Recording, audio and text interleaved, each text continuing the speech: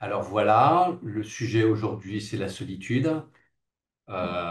C'est un sujet qu'on a déjà couvert dans le passé,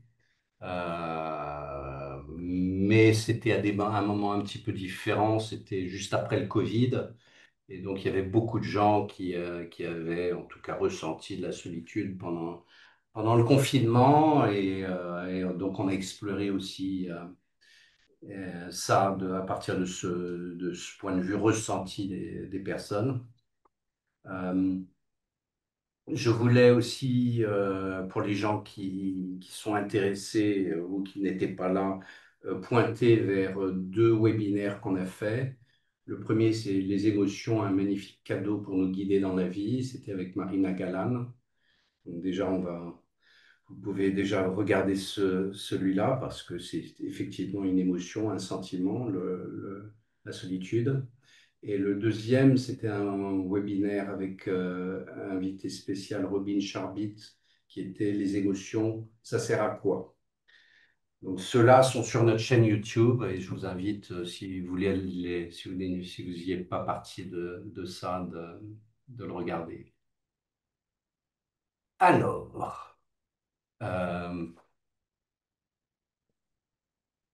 d'abord le sentiment de solitude, c'est assez différent d'être seul. Il faut bien faire la différence. Certaines personnes peuvent se sentir complètement seules au milieu d'une fête ou d'une foule. Et il y a beaucoup de gens qui, en fait, éprouvent le besoin d'être seuls et le valorisent sans ressentir du tout ce sentiment de solitude. On est déconnecté.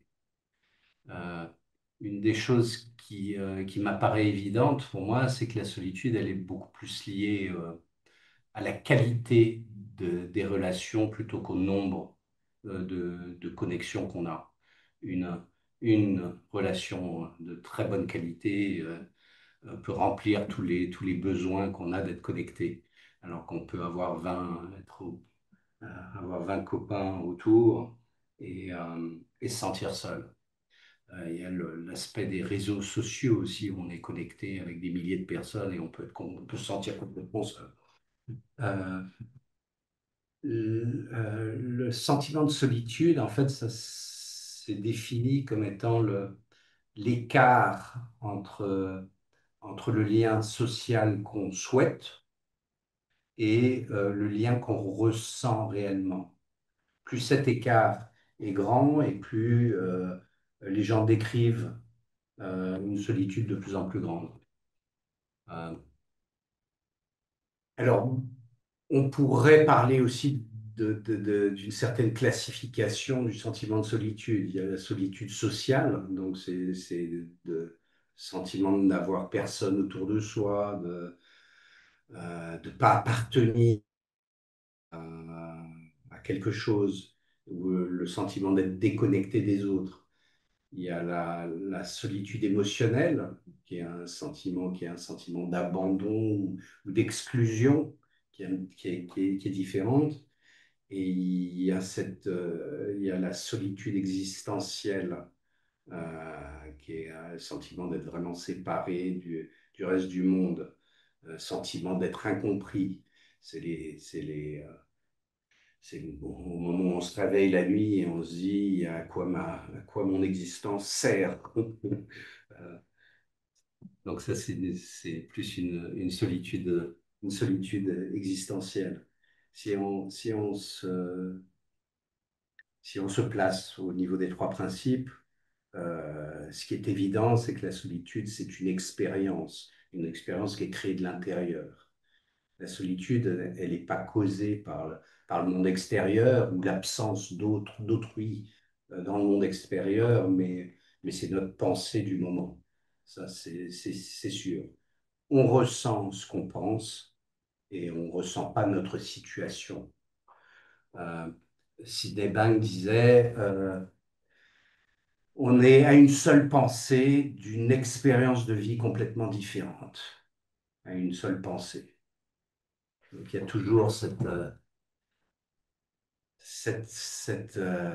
espoir que je veux porter, qui est en une pensée, on peut ne plus se sentir seul. La pensée, elle, elle, elle donne forme en fait à notre réalité intérieure.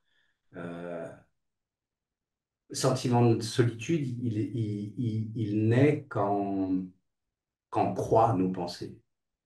Quand on se dit je suis seul, personne ne me comprend, je suis isolé, et qu'on croit à cette pensée. Et les pensées, ce ne sont des nuages passagers. Et dès qu'elles sont passées, elles perdent leur pouvoir. Euh, une des choses qui est une croyance, qui est une de mes croyances, c'est l'espace derrière les pensées, cet espace de calme derrière les pensées. Et dans cet espace, en fait, on n'est jamais seul.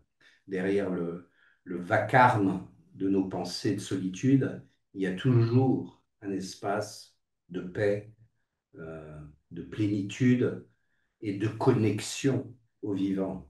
Donc, il n'y a pas d'effort à faire, c'est déjà là en nous. Euh, Ça, c'est assez magnifique de savoir que derrière nos pensées, derrière notre ressenti de solitude, quand il existe, il y a toujours quelque chose de vivant, de paisible et de connecté. Donc, cette intelligence universelle qu'on appelle l'esprit, dans les trois principes, euh, c'est comme une rivière qui nous porte tous. On ne peut pas en être séparés, en fait, même si parfois on oublie qu'on est porté, mais cette connexion, elle est toujours là. Et, euh, et dans ces moments d'oubli, eh ben, c'est pas grave. Le fait qu'on ne le sache pas, parce que la connexion, elle n'a jamais disparu, elle est toujours là. Donc c'est pas, c'est pas vraiment. En fait, on n'est jamais séparés, même quand l'ego se sent isolé et se sent seul. Alors, le principe, en fait, qui nous permet de, de voir les choses différemment, c'est le principe de conscience. En fait, il y a la prise de conscience. La prise de conscience qu'une pensée crée notre expérience et ça peut être radicalement différent de notre perception. C'est pas une technique, c'est une compréhension directe de tout ce qui peut surgir dans le moment. Une réalité différente. Même au cœur de la solitude, une prise de conscience peut tout changer instantanément, comme ça. Il n'y a pas de travail à long terme.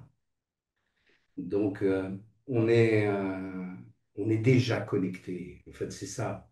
On est déjà connecté par l'esprit.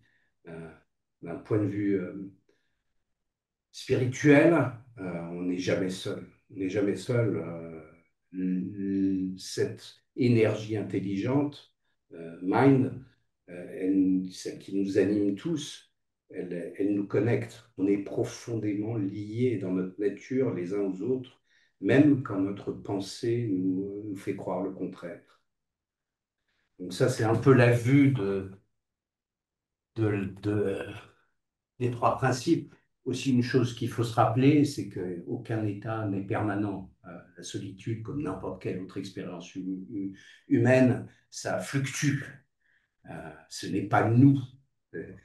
C'est pas un concept d'identité, ça fluctue. Quand on comprend ça, on sait qu'on peut traverser cette sensation avec plus de douceur et moins d'identification à cette pensée. Marina, dans le webinaire sur les émotions, disait les émotions, un magnifique cadeau pour nous guider dans la vie.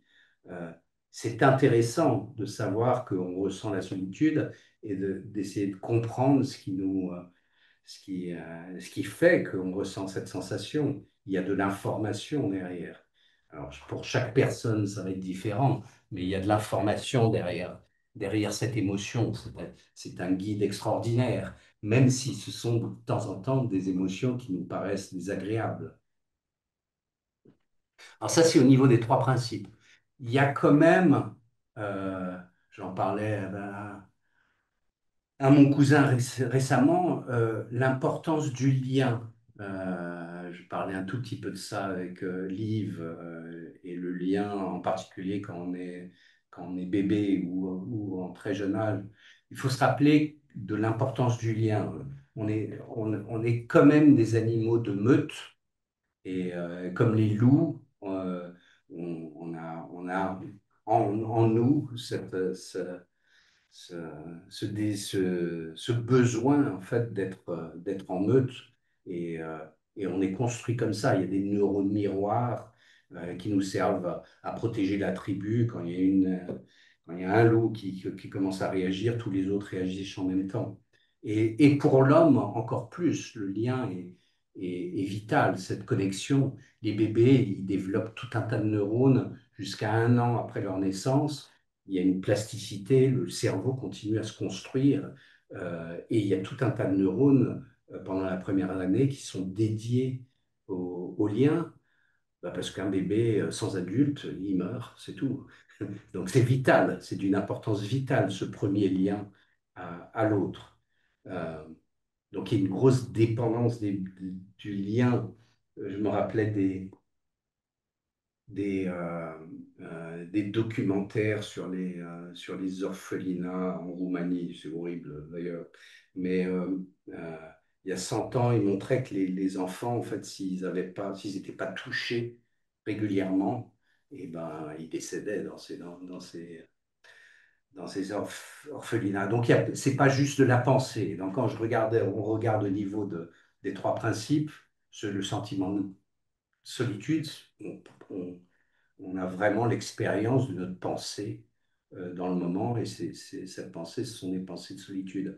Mais derrière ça, il y a tout un tas de choses qui font que euh, la connexion est vitale.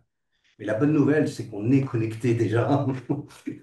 Donc voilà un petit peu pour commencer le sujet. Euh, je vais passer la parole à Liv. Euh, Ce qui serait intéressant, c'est aussi d'avoir de votre part vos questions et votre ressenti. Est-ce que vous pensez, qu'est-ce qui est important à vous qu'on discute? Parce que là, on a 1 heure et quart de webinaire et je veux être sûr qu'on répond en fait, à vos attentes et à vos questions. Que ce soit un dialogue. Voilà, merci Liv. Merci Hervé. Tu as dit déjà beaucoup de choses et j'aimerais bien savoir s'il y a déjà des gens qui souhaiteraient intervenir ou réagir ou qui ont des expériences à partager par rapport à ce que tu viens de dire. Il y a une chose que tu as dit, tu... Personne. Pardon. Vous pouvez lever vos petites mains électroniques si vous avez des questions. Ouais. Ou votre petite main, comment dire, analogique aussi. On la verra si vous faites ça. On n'est pas trop nombreux aujourd'hui. Euh, oui, il y a une question que je me pose parce que tu as dit au-delà des trois principes, et c'est évidemment, j'ai envie te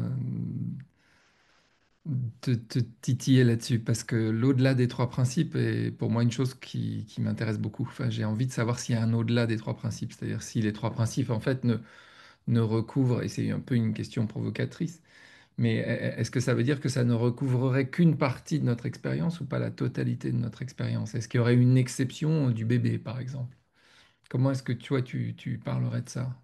Alors, en fait, je vais répéter une des phrases que mon cousin m'a beaucoup dit quand on parlait de science et des trois principes, c'est je ne sais pas. Mm. Ça veut dire que je pense que les trois principes couvrent tout, mais il y a toute une partie des choses qui ne sont pas expliquées, explicables, qui sont au-delà de ma compréhension ou de la manière dont je pourrais verbaliser les choses.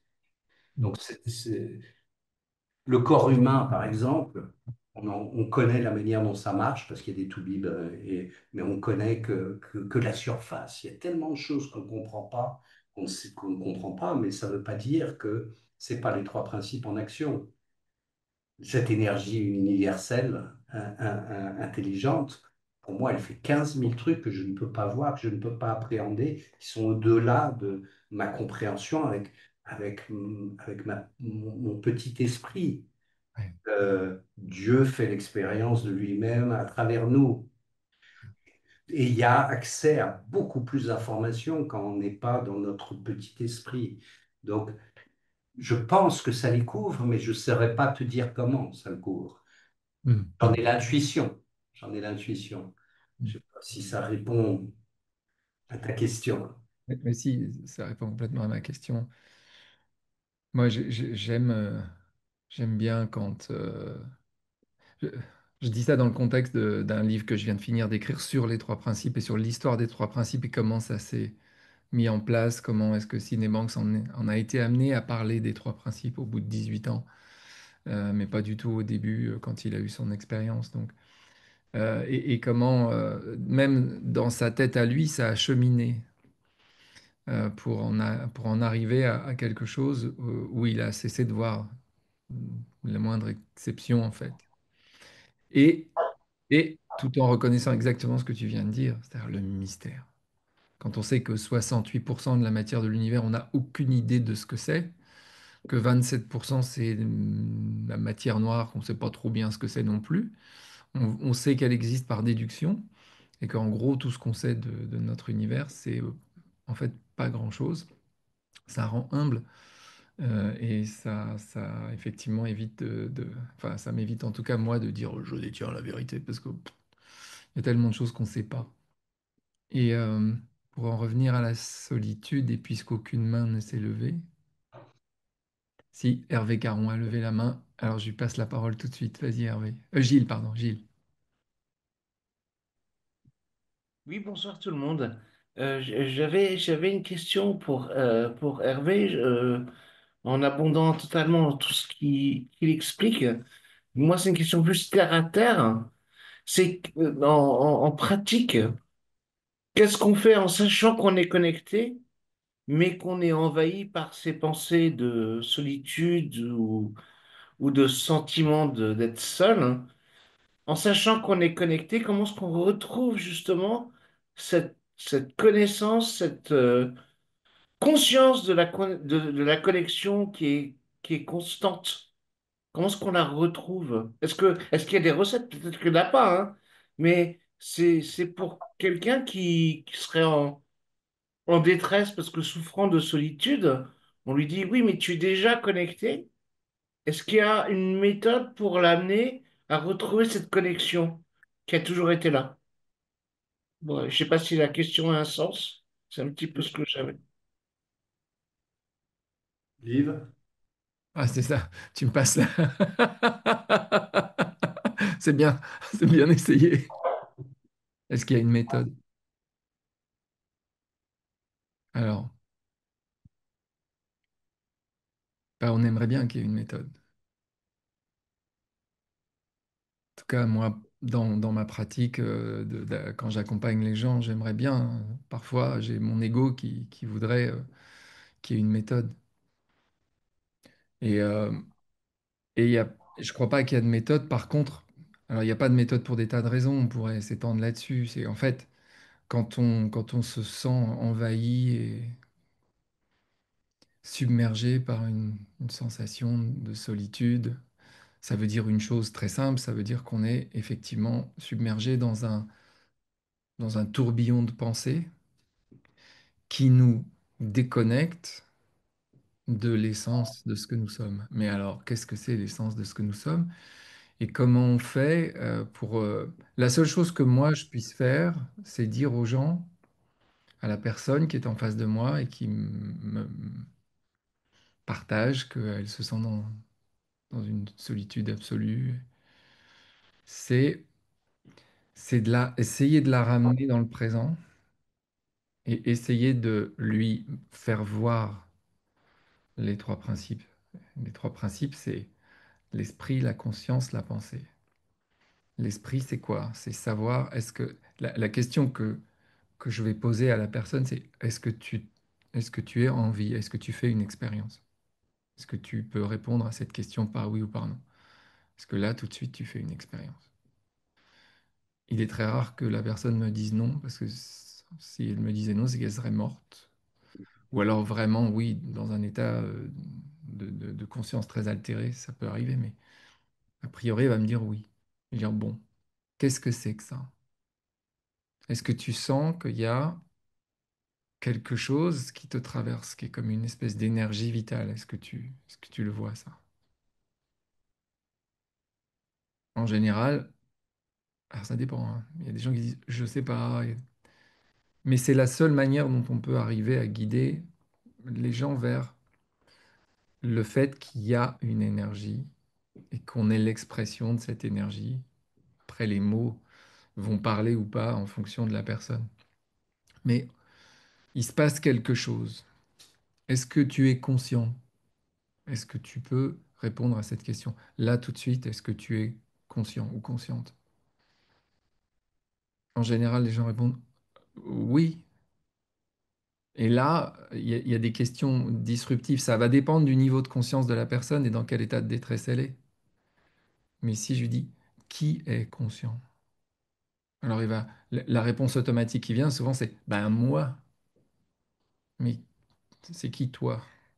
Est-ce que tu... L'idée c'est d'arriver à détacher l'expérience de ce qui observe l'expérience. C'est arriver à pointer les deux états d'être, les deux niveaux de conscience que Sydney Banks pointe. Il y a deux êtres en nous, il y en a deux, il n'y en a pas un, il y en a deux. Même si ces deux font un. Mais n'empêche, il y en a deux.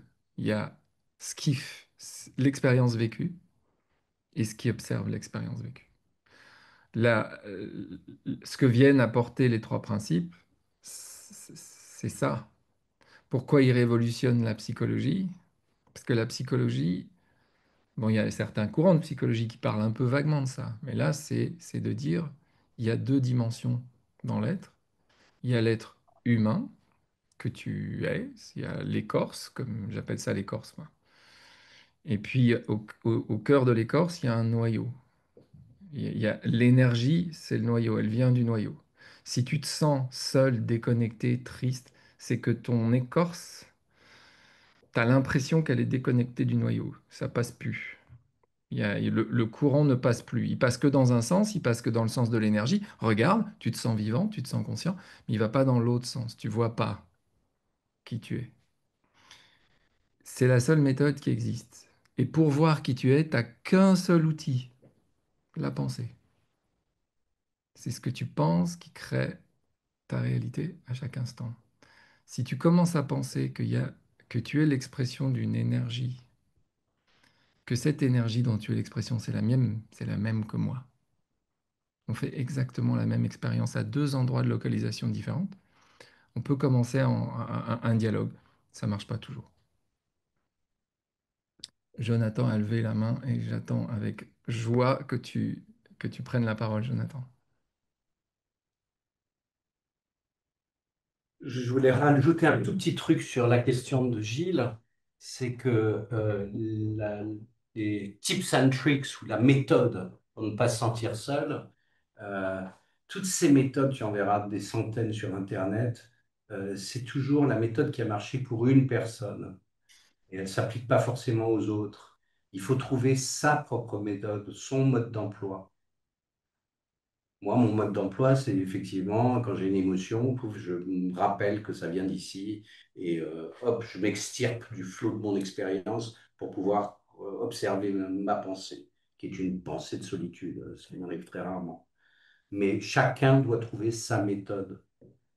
Et c'est dans la compréhension des trois principes, dans la compréhension de ce modèle-là, que ce modèle, que, on arrive à s'extirper, quoi. Pardon, euh, Jonathan, vas-y, excuse-moi pour cette interjection. Euh, Aucun souci, surtout que c'était pertinent, donc pas de problème. Si ça n'avait pas été pertinent, j'aurais été un peu embêté, mais euh, évidemment, enfin évidemment, je précise tout de suite, j'ai pas non plus de méthode. J'accompagne des gens depuis plus de 10 ans et il y a des gens avec qui ça marche, il y a des gens avec qui ça marche pas. J'essaye plein de méthodes, je continue à en apprendre. j'ai un couteau suisse de méthode et ça dépend des gens. Donc c'est assez vrai ce que tu dis, Hervé, que les librairies sont remplies de méthodes qui ont marché pour leur auteur. Et voilà. Et parfois, il y a des gens avec qui ça va résonner, ça va fonctionner. Mais derrière l'idée d'une méthode, je crois profondément à un principe qui fonctionne en tout cas en ce qui concerne le monde émotionnel, qui tient en une phrase avec des rimes pour le côté mnémotechnique. C'est ce à quoi je résiste persiste et ce que j'embrasse s'efface. Et ça, je l'ai observé personnellement dans ma vie et je l'ai observé de tous les gens que j'accompagne. Évidemment, je parle des émotions. Je parle pas de la vie matérielle où ça peut se discuter, ce principe-là. Quoique, j'ai eu des témoignages de gens qui ont fait des choses incroyables avec ce principe-là et qui ont obtenu des résultats tout à fait étonnants, y compris dans la matière et dans les relations entre humains. Mais Euh, du coup, il y a ce truc avec les pensées. Euh, je comprends ce que vous voulez dire quand vous dites que les émotions émergent de la pensée, c'est-à-dire d'une pensée à un niveau, à une strate profonde, sans doute une pensée inconsciente ou peu consciente. Mais l'inverse est vrai aussi. Quand on parle des pensées discursives, euh, quand on se met à ressentir une émotion, elle va générer des pensées. C'est comme si l'émotion jouait le rôle d'attracteur de notre attention, de l'attention pensée. Et et il y a une première pensée qui arrive et derrière, le poids émotionnel va attirer le reste des pensées vers ça. Et donc parfois, effectivement, ça peut être utile de pouvoir s'extirper de ça pour briser le cycle ou le flux qui est en train d'avoir lieu. Mais en même temps, j'ai un peu tendance aussi à me méfier de cette manière de se dissocier. Parce que dans mon expérience, nous sommes tous un petit peu dissociés de nos émotions. Et en général, c'est ça qui les fait durer. C'est-à-dire que je crois que très tôt dans notre vie, nous apprenons que quand nous réfléchissons à ce que nous ressentons, ça fait moins mal que de ressentir. On prend une distance comme ça, notre centre de gravité se déplace vers notre tête, et depuis notre tête, on va regarder ce qui se passe dans notre corps, et on va y penser, on va se raconter des trucs, et on aura un peu moins mal. Mais l'émotion va rester coincée. C'est une méthode qui marche ponctuellement, et sur le long terme, c'est une catastrophe en fait. Et donc, oui, Euh, parce que depuis très petit, on a tendance à se dissocier. C'est vrai que parfois, ça peut être utile d'avoir cette méthode dont tu parlais, Liv, des deux êtres, celui qui observe ce qui est ressenti et celui qui ressent. Mais comme tu le disais aussi, ces deux êtres, en fait, ils font qu'un. Et donc, je crois qu'il y a un moment, quand même, il y a la nécessité de faire le pas, de de les réunir. Et c'est... comment il s'appelle? Tu as interviewé un couple de... Marion et Gérard? Ouais, voilà, Marion Gérard. Et Gérard, dans certaines de ses vidéos, je l'ai vu faire un truc que j'aime beaucoup. Il dit on est pris comme ça par nos histoires. Et effectivement, il y a un moment, ce geste de faire un recul pour défusionner de ce qu'on vit, pour dépassionner l'expérience. C'est super bien, mais il dit aussi lui-même que on peut pas rester comme ça. Il faut à un moment revenir et re-embrasser le tout, mais pas comme ça, plutôt quelque chose comme ça où on se refond dans le. Et donc, je voudrais témoigner de quelque chose que j'ai moi-même vécu par rapport à la solitude. Euh, je me suis entendu dire, il y a quelques années en arrière, je me suis entendu dire à une amie euh, que je l'admirais parce que je la trouvais très connectée. Je trouvais que je trouve toujours que c'est une femme très euh, connectée à tout, quoi. Elle est capable de s'émerveiller de n'importe quoi, d'une musique, d'un plat, d'un papillon. Et on a l'impression qu'elle est tout le temps pleine et entière dans le monde. Et, euh, et je me sentais moi-même déconnecté. Et dans ce déconnecté, aussi déconnecté des humains. Comme s'il y avait toujours une distance. Comme si... Comme si à chaque fois que des gens se réunissaient avec moi euh, pour, euh, pour, pour fêter, se réjouir, partager, euh, j'avais cette impression d'être pas tout à fait avec eux, de pas faire partie d'eux, de me sentir comme ça.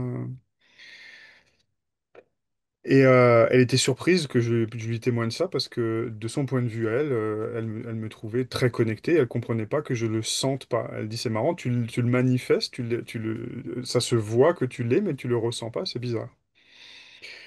Et quelques semaines après, sûrement que quelque chose se préparait à ce moment-là. J'étais en train de d'infuser l'expérience qui arrive par la suite. Quelques semaines après, je me dispute avec ma femme.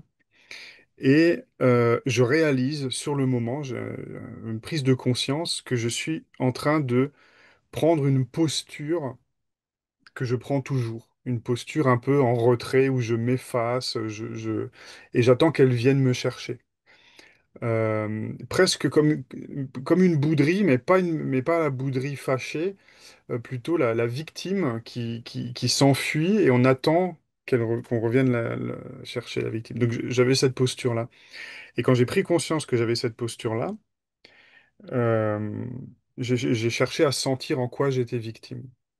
Et à ce moment-là, j'ai senti une énorme déchirure dans la poitrine, au niveau du cœur, comme si j'avais la poitrine à cœur ouvert, quoi. Et j'ai décidé de faire ce que je viens de dire, de pas résister, mais d'embrasser. Et j'ai passé le reste de la journée avec cette douleur ici.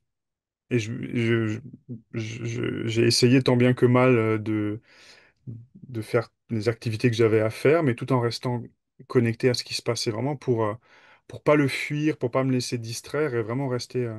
Et ça a duré très longtemps, je me suis endormi avec ça. Je me suis endormi avec cette douleur dans la poitrine. Et au petit matin, quand je me suis réveillé, elle avait disparu. Et je me sentais extrêmement léger. Extrêmement léger. Et vraiment, là, une des premières pensées que j'ai eues ce matin-là, c'est ça y est, je m'aime. Euh, Et après, je l'ai dit à plein de gens. C'est pas, j'avais besoin de le dire. C'était pas juste une pensée, il fallait que je l'exprime. Mais il y a vraiment ce truc-là. Euh, et ça a profondément changé quelque chose dans mon expérience de la solitude. Euh, je dis pas que c'est complètement dépassé. Encore ce week-end, j'étais dans un endroit avec des milliers de personnes. Et il m'est arrivé à deux, trois moments d'avoir vraiment cette impression d'être seul au milieu de tous. Mais en même temps, je crois que c'est vrai. Je crois que je crois qu'il y a la solitude du jeu parmi les ils et les tu et les vous et les eux. Le jeu est toujours seul en fait. Donc c'est pas une solitude que j'ai mal vécue. Juste, au contraire, je l'ai même un peu goûté comme ça, un peu éprouvé profondément. Mais j'en souffre plus, ou quasiment plus, ou beaucoup moins. Enfin, je veux pas mettre d'absolu et de définitif dans ce que je dis, mais vraiment, si je devais donner un conseil à n'importe qui se sent seul et qui souffre de cette solitude, euh, c'est d'aller à la rencontre de ce qui est seul. Il y a comme une part de nous, comme un petit enfant à l'intérieur, qui a 3 ans, 8 ans, 11 ans et qui a cette expérience de solitude et qui se sent tout seul. Et la meilleure chose qu'on puisse faire pour cet enfant-là, c'est d'aller à sa rencontre pour qu'il soit plus tout seul. Mais aller à sa rencontre, ça veut vraiment dire entièrement, complètement le rencontrer, embrasser l'expérience, et donc ressentir, éprouver, et vivre. Voilà ce que je voulais dire. Merci, Jonathan. Est-ce que quelqu'un veut réagir?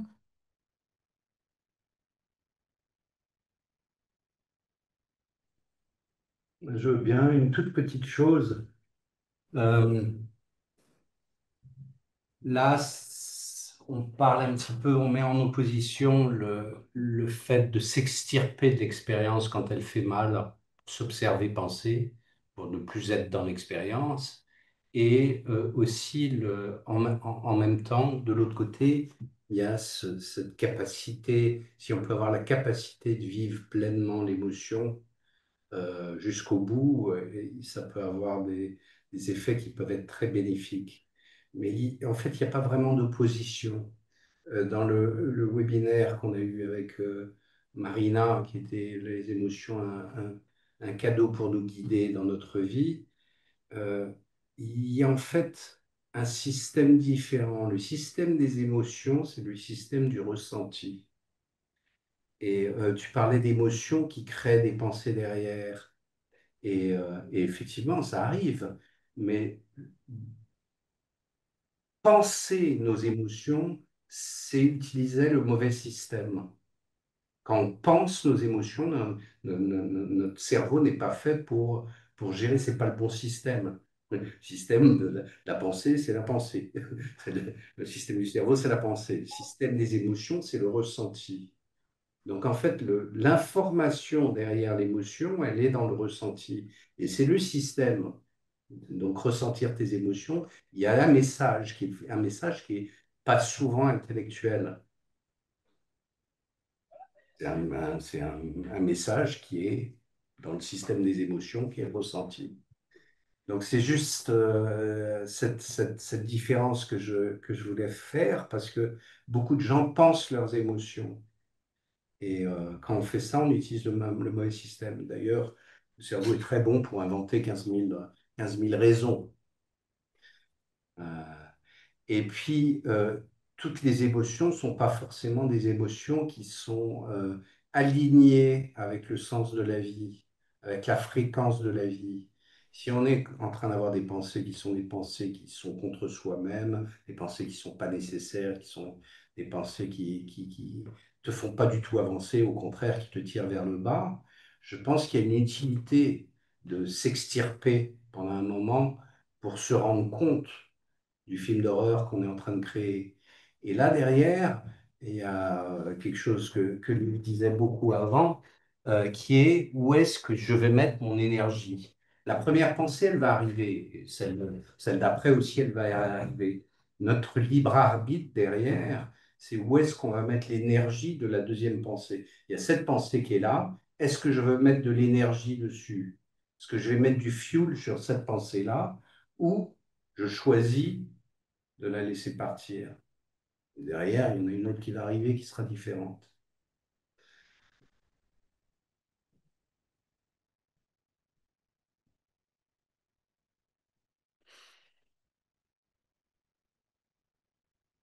Merci Hervé. Je regarde si des mains se lèvent. J'ai envie un peu de rebondir sur ce que tu viens de dire et sur ce qu'a dit Jonathan. Dans la perspective des trois principes, c'est, enfin, c'est tel que je la comprends, parce que il y a la parole et les interprétations. Et Sydney Banks disait, n'écoutez pas mes mots, ce qui est pas facile. On se débrouille avec quelque chose et c'est tout ce qu'on a. Euh, le- les trois principes peuvent se résumer en une phrase. Soit c'est juste une pensée, soit, moi je le traduis, tout est une histoire. Et on n'a que des histoires. Et les trois principes sont une histoire. Mais c'est une histoire qui, pour moi, marche parce que tu as pointé ça tout à l'heure, Jonathan, tu as dit, après cette expérience que j'ai faite de laisser, me laisser vivre cette émotion qui, qui, m- qui m'imprégnait, le lendemain matin, je me suis réveillé et tu as dit, je m'aimais. Euh, la solitude, dans l'absolu, hein. La solitude et l'amour de soi, c'est pas possible en fait, ça marche pas. On peut pas être seul si on s'aime.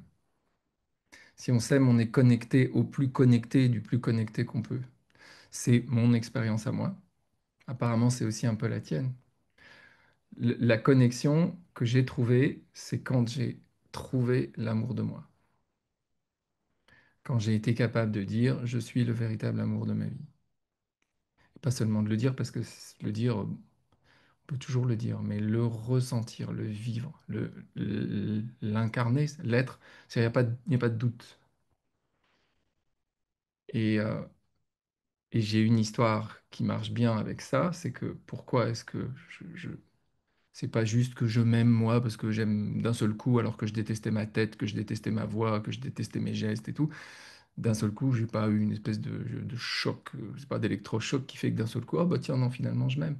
Non, c'est parce que je pense que Sydney Banks a raison. Je pense qu'on est deux choses. Je pense on a une dimension humaine et une dimension, disons, spirituelle, qu'on peut appeler divine, qu'on peut dire la connexion à la source, l'essence, etc. Mais c'est plus qu'une connexion, c'est ce que nous sommes. Ce que je suis, c'est ça. Ça s'incarne chez moi, dans ma couleur à moi, par la première phrase de ce que j'appelle mon règlement intérieur qui dit je suis Dieu qui adore faire l'expérience d'être moi. Tout est là-dedans. Si je suis Dieu qui adore faire l'expérience d'être moi, si je me raconte cette histoire et si elle semble vraie pour moi, je suis au paradis. Parce que je suis le créateur de mon expérience. Je découvre que c'est moi le créateur de mon expérience. C'est moi qui, en fonction de là où je vais mettre mon attention et comment je peux l'avoir, ce libre arbitre dont tu parlais, Hervé. Il vient d'où ton libre arbitre? C'est marrant parce que je l'ai retrouvé dans le livre de, je ne sais pas si vous connaissez Don Miguel Ruiz, celui qui a écrit Les quatre accords Toltec. Il a écrit un autre livre sur lequel Karina, qui est là, avait attiré mon attention, qui s'appelle La maîtrise de l'amour. Et dans La maîtrise de l'amour, il dit exactement ce que dit Sydney Banks. Il dit, le libre arbitre, on n'en a pas tant qu'on reste dans la dimension humaine, tant qu'on essaye de résoudre nos problèmes avec notre intellect, c'est-à-dire la dimension horizontale, on n'a pas de libre arbitre. On est 100% conditionné par toute la chaîne des causalités qui nous détermine. Mais si on réalise l'observateur, si cet observateur, on le réalise pleinement, donc là, c'est-à-dire, en fait, lui, il dit réaliser Dieu, et Cinebanks dit aussi réaliser Dieu, tout en précisant que quand il dit Dieu, il dit ça n'a rien à voir avec le truc qui est peint en haut, sous la coupole de à Rome, là, c'est pas ça. C'est pas un barbu mâle, pas du tout. C'est juste l'essence, c'est mind, c'est universal mind. Si, si on voit qu'on est ça, il n'y a plus moyen ni d'être seul, parce que on est tous ça. Je suis connecté avec tous, autant que vous êtes là, et pas seulement ça, les 8 milliards d'êtres humains, et même les animaux, et peut-être même les plantes. On est tous la même chose, donc on ne peut pas être seul. Et en même temps, on est radicalement seul, puisqu'il n'y a qu'une seule chose, qui est ça qui se diversifie, qui s'explose en milliers, en milliards de milliards de localisation de ce qu'il ou elle est. Donc, c'est cette histoire-là qui marche pour moi. Et c'est cette histoire-là que j'essaye de vibrer. Mais j'ai même pas besoin d'essayer parce qu'en fait, c'est ce que je suis. Et c'est certaines personnes qui vibraient ça qui m'ont fait voir ça, comme par exemple Sydney Banks, que j'ai jamais connu, mais comme les gens que j'ai pu rencontrer dans cette absolument merveilleuse communauté des trois principes en particulier.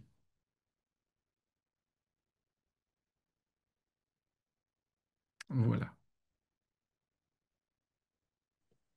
Oui, je- j'étais en train de réfléchir pendant que tu parlais, au lieu d'écouter, euh, au- à s- Ça arrive. la- sur les trois principes. Je pense que c'est assez facile, en tout cas j'ai très peu d'opposition sur le fait que euh, l'énergie, l'esprit, nous anime tous. Il y a un esprit qui nous anime et qui trouve euh, sa version en nous. Même chose avec la conscience. Les gens comprennent bien qu'ils ont leur propre conscience, mais qu'il y a aussi une conscience plus générale dans lequel on tape. Hein. Et donc cette conscience universelle, l'esprit universel, ça passe assez bien. Et la pensée, en fait, je pensais à la solitude. En fait, c'est ce qui sépare. Très souvent, on utilise la pensée pour se séparer d'autrui. Quand est-ce qu'on se sent plus connecté? C'est quand on se déconnecte. Et on se déconnecte en utilisant la pensée. C'est la première fois où on- où l'ego est créé, etc. C'est quand on est bébé, et au bout d'un an, ou un petit peu avant, on se rend compte qu'on n'est plus la mère, qu'on est une personne à part. C'est la première blessure très grave, c'est on n'est plus la mère, on est quelque chose de séparé. C'est la première séparation.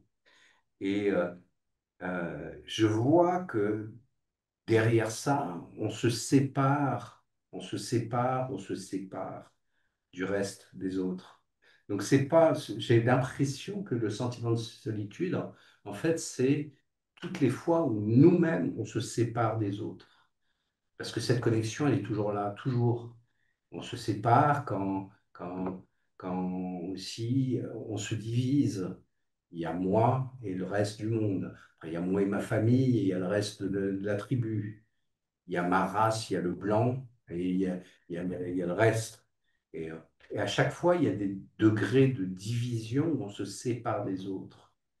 Comme si on prenait l'habitude de se séparer parce que quand on se sépare, il y a, si on se sépare, on est plus lié dans notre petit groupe de blancs 60 ans avec des cheveux ou de, de groupes. En fait, à chaque fois on se lie dans un groupe, on se sépare des autres groupes. Donc j'ai l'impression qu'il y a quelque chose dans le sentiment de solitude euh, où par la pensée on se sépare. Et avec la pensée, on peut créer n'importe quoi. On peut se connecter aussi. Merci Hervé. Juste avant de te passer la parole, Jonathan, dans la manière dont tu t'exprimes, c'est comme si on choisissait de se séparer. Mais en fait, tel que moi je vois les choses, c'est pas, tu vois, ma petite fille qui a 2 ans et demi, elle choisit pas de se séparer et de pas être la mère. C'est sa mère qui lui dit, tu n'es pas moi. Toi, tu es Romane, moi, je suis maman. C'est quelque chose dont on hérite, c'est quelque chose, c'est un conditionnement. Et c'est effectivement, c'est quelque chose que c'est presque une culture, une éducation. On est séparés, mais c'est pas une fatalité, je crois, parce que la vérité, c'est qu'on l'est pas. C'est juste parce que c'est comme ça que ça se passe dans notre culture, par exemple. À toi, Jonathan. Oui, par rapport à ce que Hervé disait là, à l'instant, juste ça m'a fait penser à toutes ces expériences que j'ai pu faire au cours de ma vie, d'état élargi de conscience.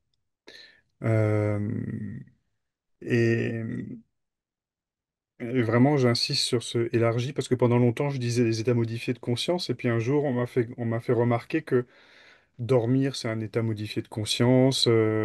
Dès qu'on passe, dès qu'on est hyper concentré sur une tâche, on est en état modifié de conscience. Et non, et donc je parle bien des états élargis de conscience, des choses que j'ai vécues lors d'expériences mystiques, lors de la prise de substances, lors d'expériences d'hypnose et de choses comme ça. Dans mon expérience, à chaque fois que je faisais l'expérience d'un état élargi de conscience, le, euh, il y avait plus d'amour, il y avait plus de connexion. Il y avait, enfin, c'est vraiment, c'est ce que tu disais, Hervé, qui m'a fait penser à ça. C'est on se sépare ou on se connecte, on se sépare ou on se connecte. Et vraiment, il y a des moments où la connexion se fait tout seul. Et même maintenant que je suis en train de le dire, des moments où je me sentais très uni à ma femme, euh, euh, parfois c'était comme des états élargis de conscience. Quand on faisait l'amour ou des choses comme ça. C'est-à-dire que ça va dans les deux sens. En fait, un état élargi de conscience amène plus d'amour, plus d'unité, plus. Mais à l'inverse aussi, dans des grandes expériences d'amour ou d'unité, la conscience, c'est comme si elle s'élargit, qu'elle englobait plus de choses. Et effectivement, nous vivons avec un état de conscience ordinaire, en tout cas ordinaire au sein de notre culture. Est-ce qu'il est ordinaire dans d'autres cultures? Je ne sais pas, mais l'état de conscience ordinaire de notre culture est très séparé, très individualisé. D'ailleurs, c'est un des, selon beaucoup de spécialistes de psy et de sociologues, c'est un des maux de notre culture actuellement, c'est l'individualisme, quoi. C'est vraiment quelque chose qui est terrible. Et j'entendais Boris Cyrulnik témoigner qu'il avait eu une conversation avec un ami japonais et, euh, et il parlait de l'individualité, Boris Cyrulnik, et comme de quelque chose qui allait de soi, et son ami japonais l'a coupé en disant, non, non, ça c'est dans votre culture à vous. Dans la nôtre, cette notion d'individu, elle est beaucoup moins euh, intense, je sais pas comment il disait, que chez vous. C'est-à-dire que selon cette personne-là, dans sa culture, c'est c'est très conscient qu'un être humain seul est voué à la mort. Que, il faut des plantes et des animaux pour le nourrir, il faut de l'air pour respirer, et il faut des interactions sociales pour s'entraider, et l'interdépendance. Cette notion d'individu n'a pas de sens selon, la culture de la personne qui s'exprimait. Voilà ce que je voulais rajouter.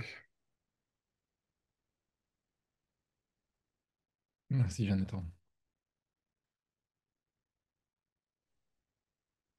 Oui, je parlais avant-hier avec mon cousin, d'où est-ce qu'on s'arrête? C'est-à-dire notre identification, créée par notre ego, s'arrête au niveau de la peau, ici, ça s'arrête juste là. Et, et de voir en fait toutes les 2 kilos de bactéries qu'on a dans le ventre, est-ce que c'est nous, est-ce que c'est pas nous? Sachant que mes bactéries parlent avec les bactéries de mon voisin, quand je suis à moins de 2 mètres, il y a des échanges d'informations, des gens. Cette conception de nous qui est dans notre corps ou notre ego est très limitée. Et il y a tout un tas de choses qui se passent, d'informations qui ne sont pas visibles à notre œil, avec nos 5 sens qui sont limités. Il y a forcément tout un tas de choses et tout un tas d'informations, d'énergie qui passent et qu'on ne voit pas. Comme on ne les voit pas, c'est pas scientifiquement prouvé, ça n'existe pas. Ah, c'est intéressant de voir qu'en fait, on se réduit beaucoup. On se réduit, notre vision de nous, elle est toute petite, alors que la réalité de ce qu'on est, c'est probablement inimaginable. Et les échanges d'informations, de la connexion qu'on a avec tout le monde, il se passe des milliards de choses dont on n'est pas conscient.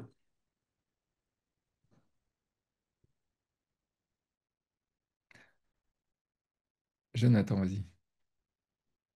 Ouais, ce que tu viens de dire, Hervé, me fait penser à une expérience que j'ai proposée dans un stage que j'animais. Alors, je l'ai proposé de faire entre deux personnes pour insister sur le côté relationnel.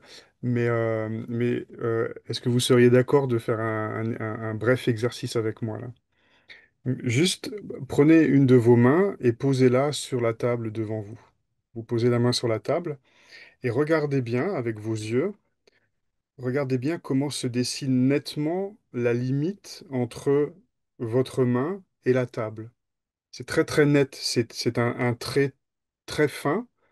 Il y a même pas vraiment de trait en fait, hein. Il y a la fin de la main et le début de la table, mais c'est vraiment très très net. Maintenant, fermez les yeux et ressentez la même limite, mais avec le sens du toucher uniquement. Et observez ce qui se passe. Ce qui se passe pour moi, je vous le décris, puis vous regardez si c'est pareil pour vous, mais la limite, la ligne de démarcation est beaucoup moins précise. Il y a comme un flou, comme un, un brouillard sensoriel. C'est moins net. Et même encore plus que ça, essayez de déterminer avec précision à quel endroit s'arrête votre main et à quel endroit commence la table. Et répondre à cette question avec précision, c'est vraiment difficile, quoi. En tout cas, pour moi.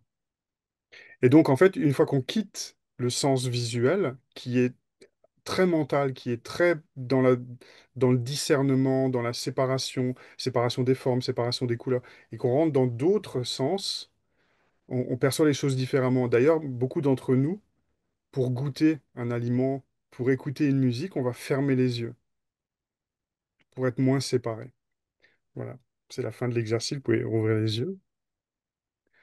Donc voilà, c'est un exemple pour rejoindre ce que disait Hervé. Il y a vraiment quelque chose, il y a un a priori de la séparation qui est présent, qui est très, très mental et très visuel.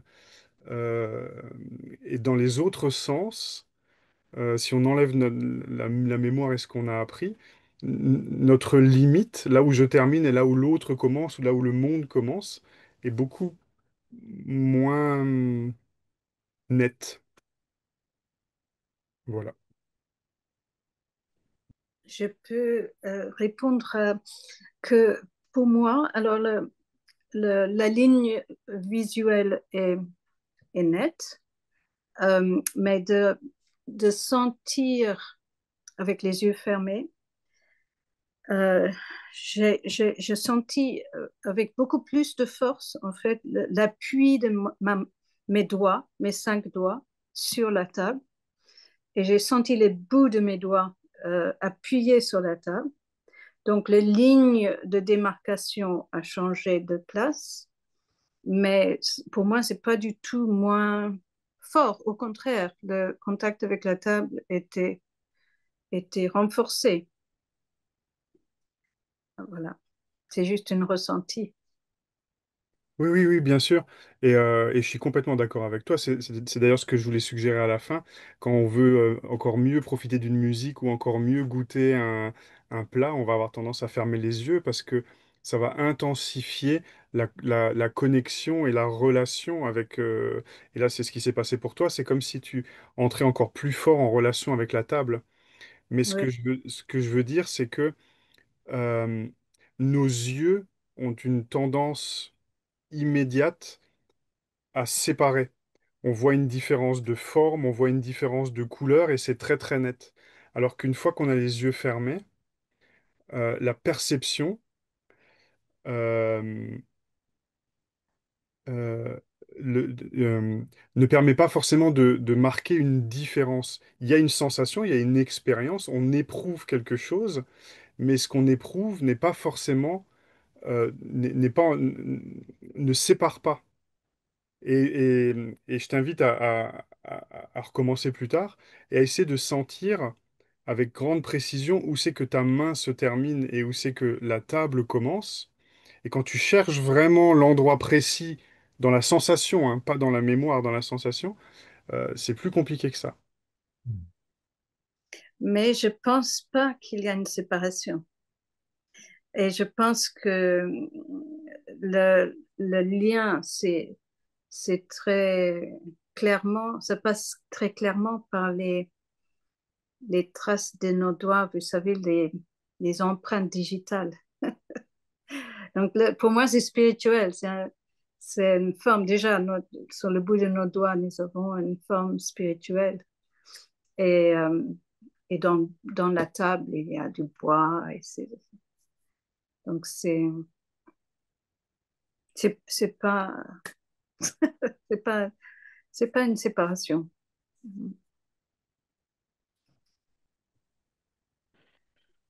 Jonathan, tu parlais tout à l'heure des expériences de conscience élargie. Moi, ce que ça m'évoque, la petite expérience que tu nous as fait faire là, c'est l'expérience que moi j'ai faite Vipassana, c'est-à-dire 10 jours en silence, en méditation. Après énormément de résistance, au bout d'un certain moment, j'ai eu vraiment la sensation de faire l'expérience d'être absolument relié à tout. Les limites du corps se dissolvent euh, dans certaines expériences psychédéliques aussi. On sent, alors là, c'est pas les limites du corps qui se dissolvent, c'est même parfois, et parfois c'est même visuel. On a l'impression de, on voit qu'on est, il y a quelque chose qui se passe au bout de nos doigts. Simplement quand on les balade dans l'air, là, on voit l'air qu'on déplace. Et on voit à quel point en fait tout ça se mélange et comment tout ça se nourrit.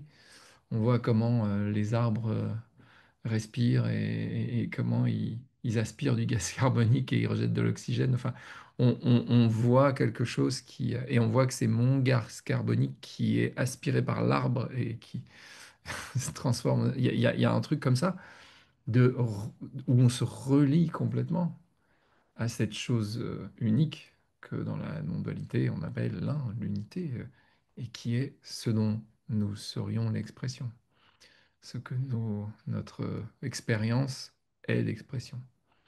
Et je pense que c'est vers ça que tu nous emmenais, et effectivement, fermer les yeux. C'est vrai que les yeux nous séparent. Tout à fait. C'est fait pour séparer. Quand tu as un lion dans la savane, l'œil arrive à détecter la différence alors qu'il y a des 180 degrés, des kilomètres et des kilomètres de savane, mais boum, le lion qui bouge, clac, celui-là on le chope tout de suite. Donc on est hardwiré, je ne sais pas comment on dit en français, on est câblé pour choper les différences, pour les visualiser, en prendre conscience. Après, il y a des... Alan, pardon. Alan Watts, il parlait des feuilles d'arbre en disant est-ce qu'une feuille d'arbre a l'impression d'être déconnectée parce qu'elle est individuelle par rapport à une autre feuille d'arbre? La- la- la- Souvent, ce dont on s'aperçoit pas, c'est que la feuille d'arbre, on va dire, mais elle est reliée à la branche, puis la branche est reliée au tronc, et puis le tronc est relié à la racine, etc. Alors que nous, on est détaché, on peut se déplacer, etc. On est détaché, on est vraiment détaché. Mais c'est une pure illusion parce que quand je mange quelque chose, je veux dire, c'est mon lien à la nature. C'est la chose que je mange qui se transforme en moi. Et c'est juste que c'est pas un lien physique visible, mais c'est un lien absolument évident. Et ce lien-là, c'est que c'est ne serait-ce que l'air qu'on respire et enfin, ce lien-là, il est présent à chaque instant. Le lien à la source, à l'essence de ce que nous sommes, il est là constamment, constamment dans tout ce que nous sommes en fait.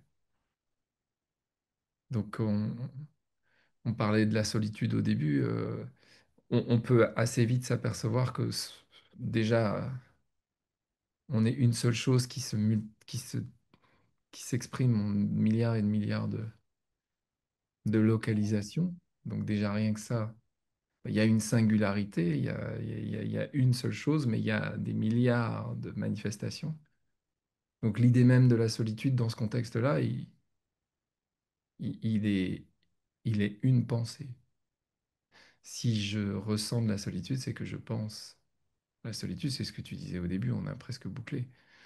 Tu disais ça, il y a le sentiment de la solitude. Le sentiment de la solitude est alimenté par la pensée de la solitude. La question de la pensée et du sentiment et du ressenti, ben, tu en as parlé, Jonathan, savoir c'est qui de la poule et de l'œuf. D'après les trois principes, la pensée est toujours première, même si on l'a pas vu, même si on l'a pas vu passer. Le ressenti est toujours lié à une pensée. Je me réveille le matin et je me sens pas bien. Il y a une pensée, mais je l'ai pas vue. Peut-être c'était un rêve que j'ai oublié, mais il y a eu une pensée. Et puis ensuite, je me sens pas bien, ça génère une pensée. C'est ce que tu disais. C'est là que ça commence à faire un système où la poule et l'œuf. Mais les trois principes posent la pensée d'abord.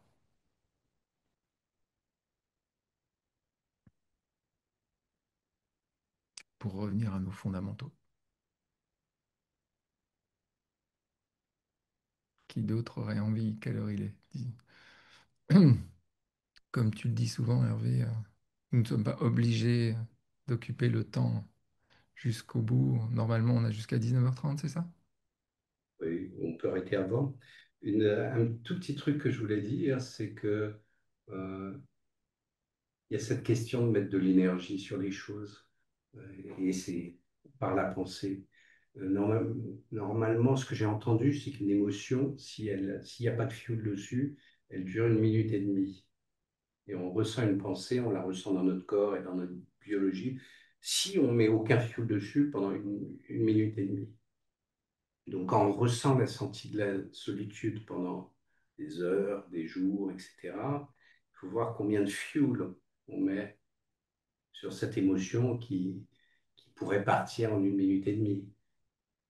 Et là, on revient au jeu, au libre arbitre, qui est où est-ce que tu mets ton énergie, et puis à se déconnecter un tout petit peu de son expérience pour voir l'impact qu'on a sur l'expérience qu'on a.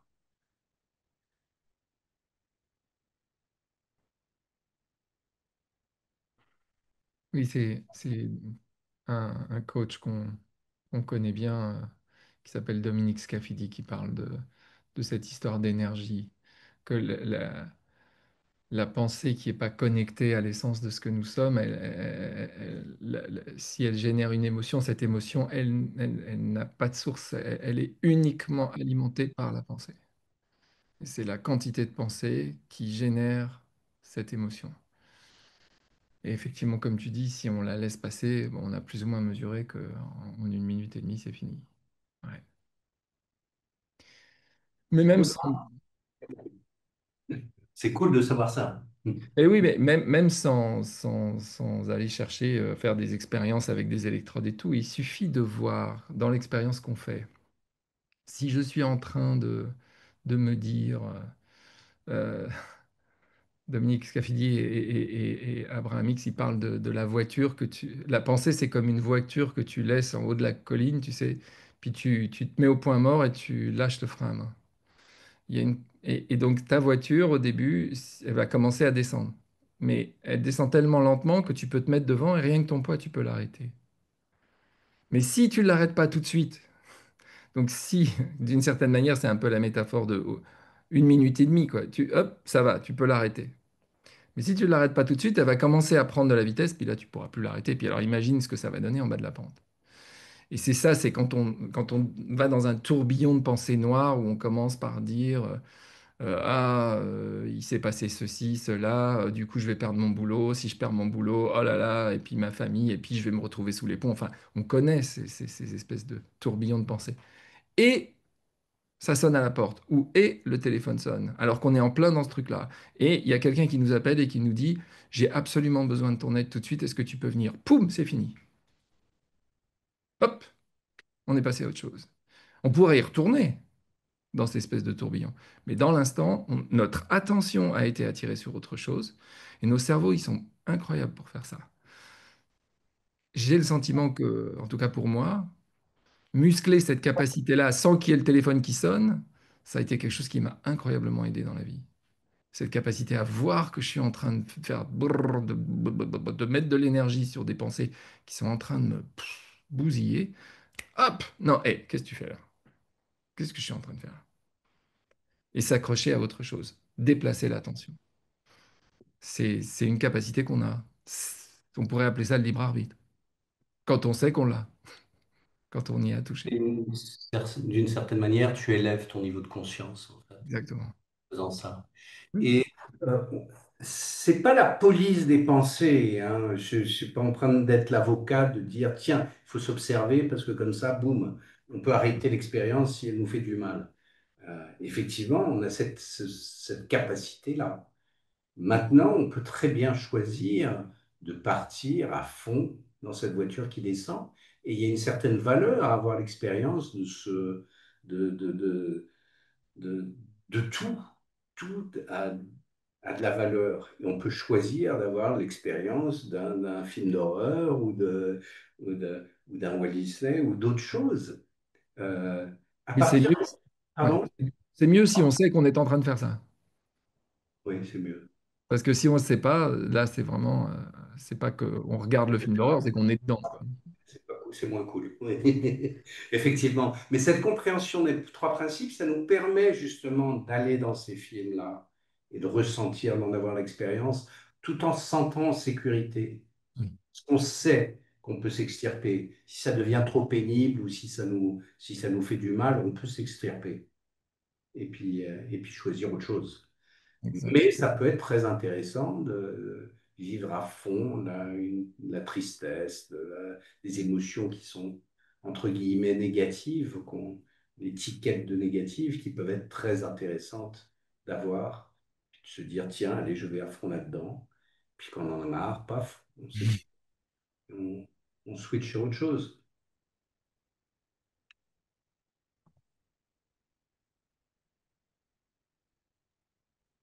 Yvonne, tu posais une question, y a-t-il un lien entre confiance de soi et le sentiment d'être seul?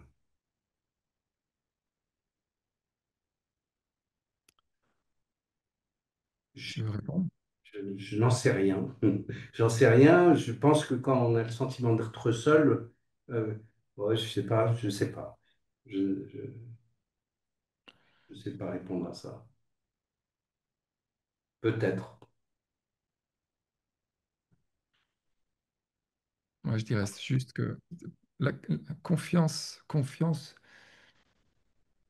L'amour de soi et la l'amour confiance, de soi. c'est Ouais. pas la même chose. L'amour de soi, c'est ça. L'amour de soi et la confiance en soi, c'est vraiment pas la même chose. Pour moi, la confiance en soi, c'est une pensée, hein. On est à l'étage humain vraiment de l'expérience. On a une confiance en soi, on a la pensée que bah, je peux me faire confiance.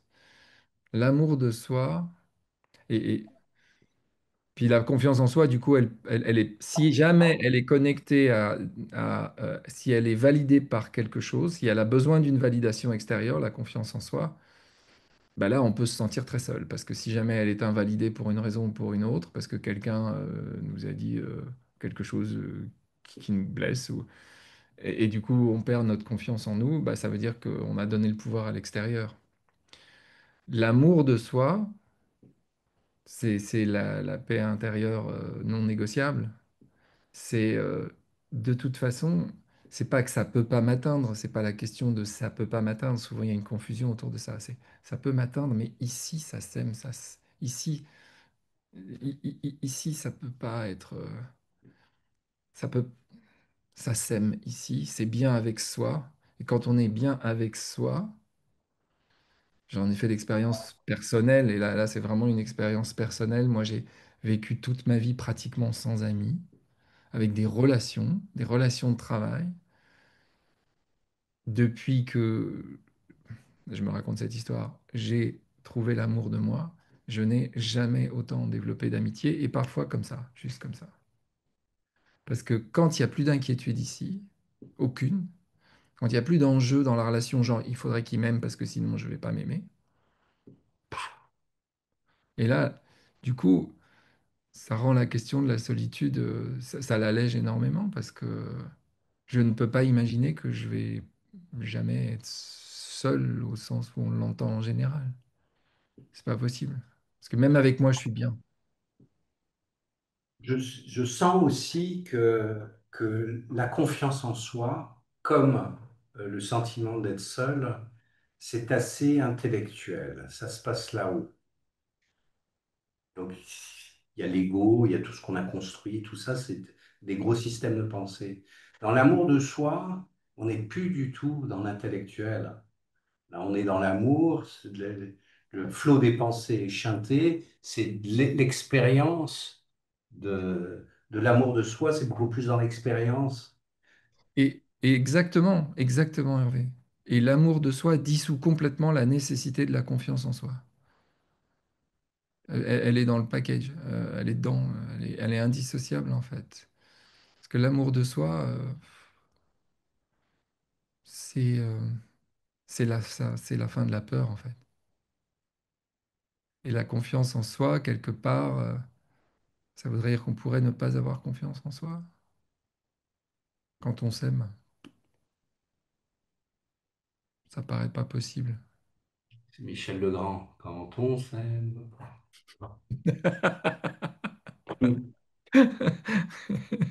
Je connais pas. Hmm.